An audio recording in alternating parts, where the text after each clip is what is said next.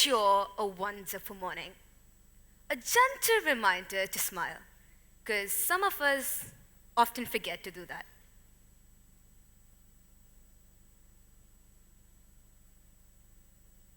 I would like to talk to you about a thesis today. The thesis we are going to be talking about is, how can arts brighten up life? Anne Avers once said, art is something that makes you breathe with a different kind of happiness. Arts in general. There's a wide range of arts, from performing arts, including dance, music, drama, mime, beatboxing, or even storytelling. But people often tend to limit art to different forms of painting, dance, and music. Even art is divided into, well, I'll leave it up to you all to identify how art is divided to these pictures as a base code before the real process starts. Aha! Here's something we all do. Matching the beats of the plates clicking, possibly even breaking. And we don't need classes for that. Music is the most natural form of art we're introduced to after our birth. Then comes doodling. Which kid doesn't have doodles on the last page of their notebook? None that I know of. We all doodle on our devices just for the fun of it. Well, I feel art is as natural as the air we breathe. Something that comes naturally to us, and we express ourselves the best through art. It carries our purest form of emotions. But let me also tell you, the process of creating art can be artificial.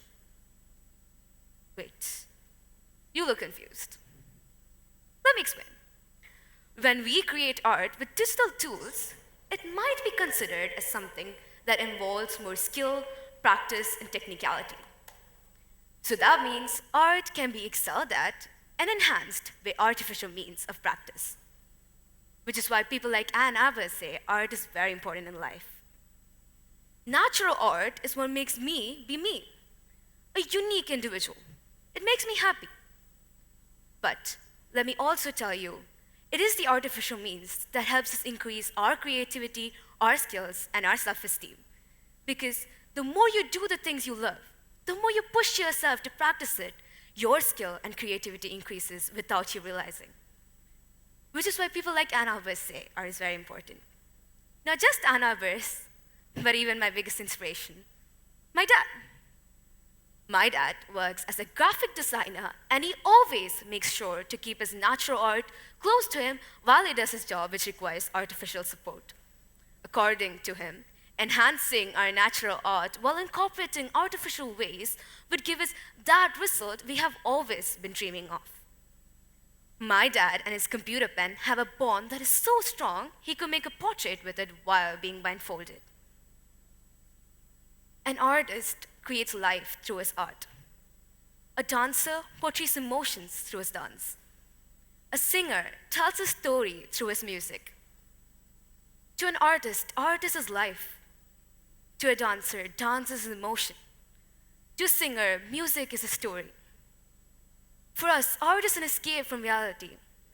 Instead of sitting and scrolling through your phone for hours searching for inspiration, wouldn't it be better if we use that valuable time of ours to do something creative? Something natural and artificially enhanced? Okay, I know, it's kind of complicated to understand.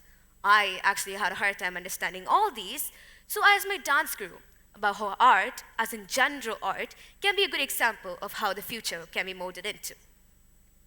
My dance guru, Ms. Vaishnavi Srikumar, a classical dancer, choreographer, and the founder of Vaishnavi Space for Dance and Nitya, opined that in this modern world of social media and Western hype, individuals are more adaptive in certain areas.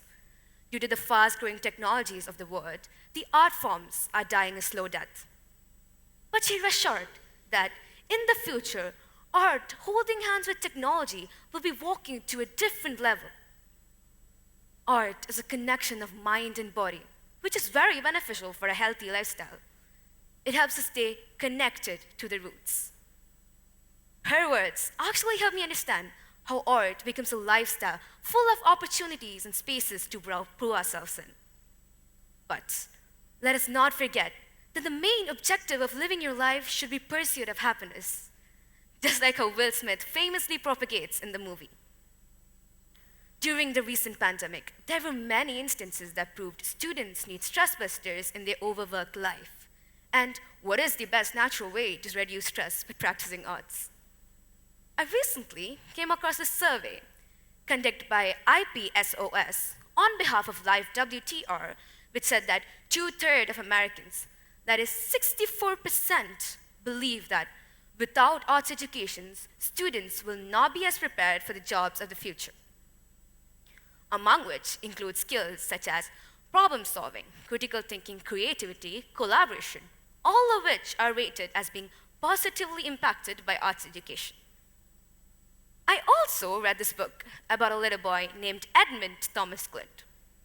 Although suffering from major kidney issues, this little boy, barely of 6 years, managed to paint over 25,000 paintings in a short lifespan of less than 7 years. A strong natural ability. We all have that natural ability in us.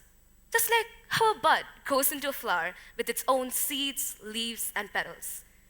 We all have our own natural characteristics, and we learn how to enhance them eventually.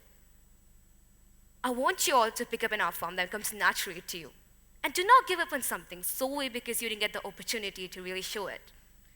It's like the time when the boy let the fish go because it bit him in the little finger on his right hand. Why didn't the boy let the fish go in the bucket that was right next to him? Why didn't he do that? Because he was afraid of getting hurt. We all get hurt, by the way. Might sound funny coming from a 14-year-old, but it's for the best. Pick up an art form that comes naturally to you, something you love to do, because that's what makes your life amazing. Do what you love to do, and don't let anyone get in your way. I hope one day, just one day, you guys don't let your fishes go that easily, just like the little boy did. Thank you.